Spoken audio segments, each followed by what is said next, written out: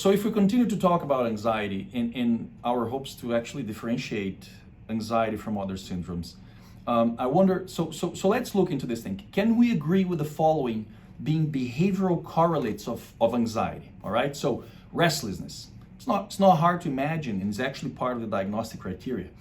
Difficulty concentrating, we know, impaired attention is part of the diagnostic criteria of GAD. Fidgetiness, inability to sit still, that's not that different from restlessness. Becoming more talkative and impulsive during conversations. I mean, if you have had the opportunity of actually talking to a patient who's very anxious, have you noticed that he was just talking like a machine gun? A failure to give attention to details, which is, actually one of the, some would say, evolutionary aspects of anxiety.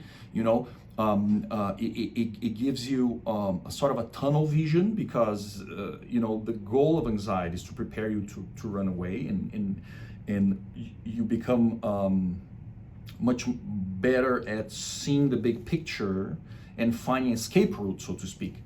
It's not hard to make that, again, conclusion. Fail to pay attention to or to be present during leisure activities. We all went through that, right? I mean, when I'm anxious, when I have a problem, let's say it's Friday night, someone sends me an email saying, hey, your boss want to talk to you Monday. It doesn't matter what I have scheduled for the weekend. I'm not going to be actually present if I'm a sort of an anxious guy as opposed to sort of a laid-back guy. Difficulty following directions. A lot of people that have anxiety struggle to complete multiple tasks as well, which is, closely related to that if you think about it. And forgetfulness. And the forgetfulness is just a natural consequence of having impaired recording. And why is that? When you're doing, like, for example, a mini mental or any sort of a cognitive testing, bedside testing, when you say, for example, the 3 words that a patient's supposed to recall after because you're trying to test memory, you ask him to repeat right after you to make sure he recorded it. Because if he didn't record, it's actually most likely a proof of impaired attention, right?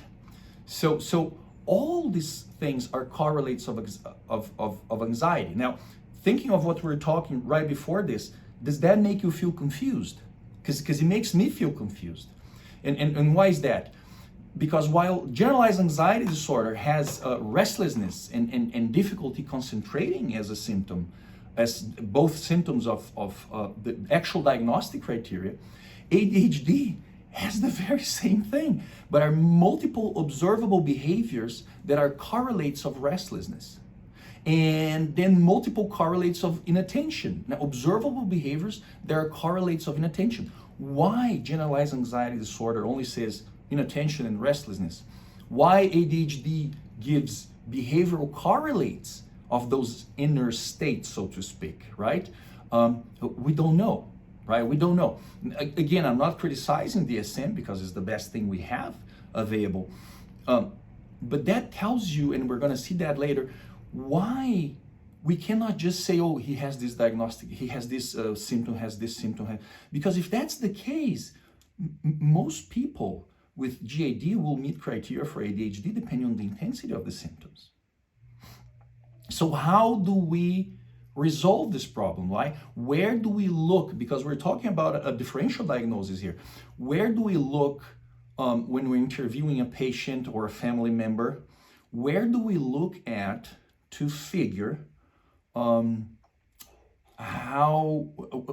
what is the struggle?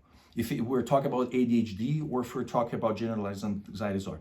Well, that's so one of the things that you could do